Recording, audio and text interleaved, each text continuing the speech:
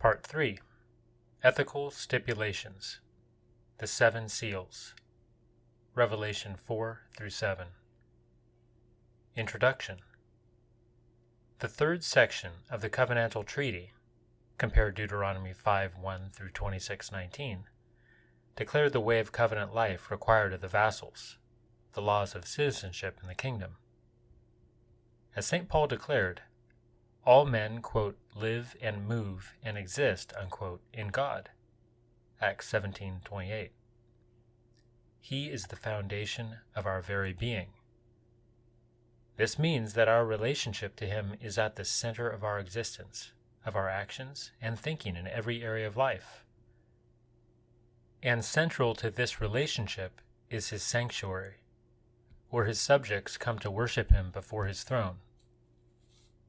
Thus, the major concern of the stipulation section is the thorough consecration of the people to God, with special importance placed on the establishment of one central sanctuary. You shall seek the Lord at the place which the Lord your God shall choose from all your tribes to establish His name there for His dwelling. And there you shall come. Deuteronomy 12:5. Compare all of chapter 12.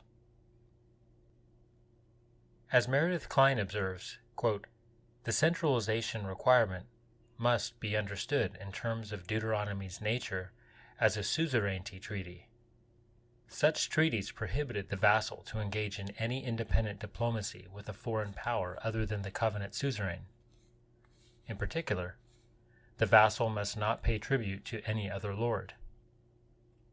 The centrality of the sanctuary helped to underscore the fact that it was an image of the sanctuary in heaven.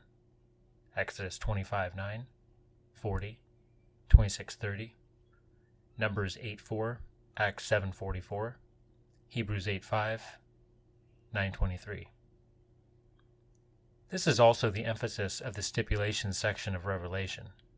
The passage opens with St. John's ascension to God's throne room, and this provides the central vantage point for the prophecy as a whole. All things are seen in relation to the throne. The judgments that are bound on earth were first bound in heaven. Obviously, an important aspect of the stipulation section in Deuteronomy is the law itself, the sign of God's covenantal lordship. Moses takes great care repeatedly to remind Israel of the covenant at Sinai, with the 10 Commandments engraved on the tablets of stone, Deuteronomy 5:9-10. Similarly, this section of Revelation, chapter 5, deals with a covenant document that, like the original stone tablets, is written on both front and back. The laws of the covenant decreed a program of conquest over the ungodly nations of Canaan. Israel defeated its enemies through the application of the covenant.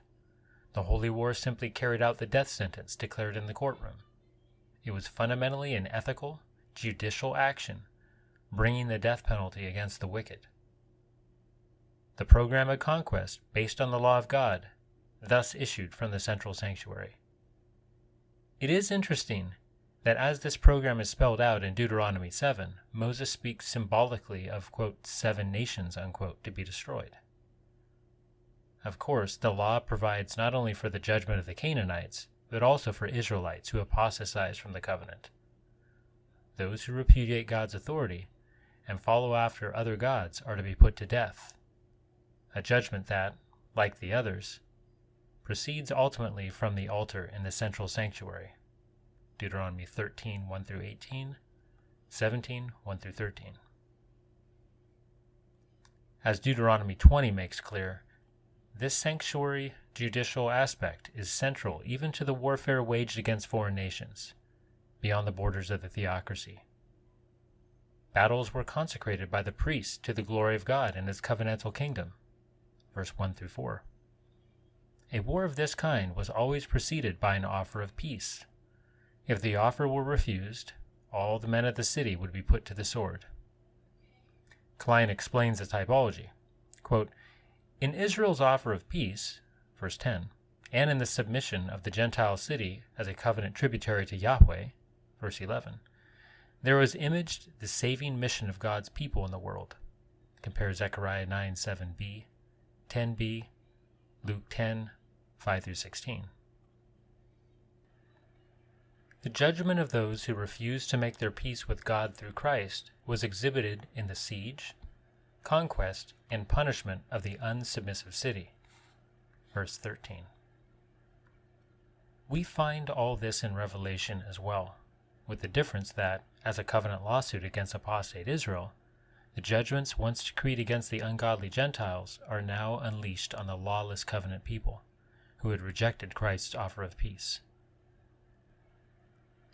As the book of the covenant is opened, the cherubic creatures carrying the altar cry out, quote, "Come," unquote, and 4 horsemen ride out to conquer the land, bringing destruction and death in fulfillment of the covenantal curses, applying the just and holy judgment of the sanctuary in heaven. Another major subject of the stipulation section in Deuteronomy is the requirement to appear at the sacred feasts, involving 3 annual pilgrimages to the central sanctuary. For the feasts of Passover/unleavened bread, 16, 1-8, Pentecost, weeks, 16, 9-12, and tabernacles, booths, 16, 13-15. The same order is followed in this section of Revelation. Chapter 5 contains imagery from Passover, where we see worshipers in the sanctuary giving thanks for, quote, the lamb that was slain, unquote. Chapter 6 takes up the theme of Pentecost, the anniversary of the giving of the law at Sinai.